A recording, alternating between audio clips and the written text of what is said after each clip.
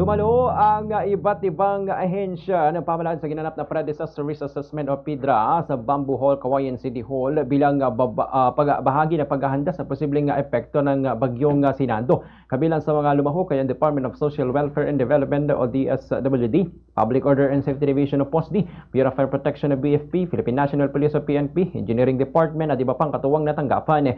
Tinalakay sa pagpupulong ang mga hakbang at kahandaan ng bawat ahensya upang matiyak ang kaligtasan ng mga residente sa lungsod ng Cauayan. Ayon kay Ginoong Ronald Viloria, City Disaster Risk Reduction and Management Officer, sinabi niya na nakahanda na ang mga sasakyang panlikas sakaling tumaas ang tubig baha.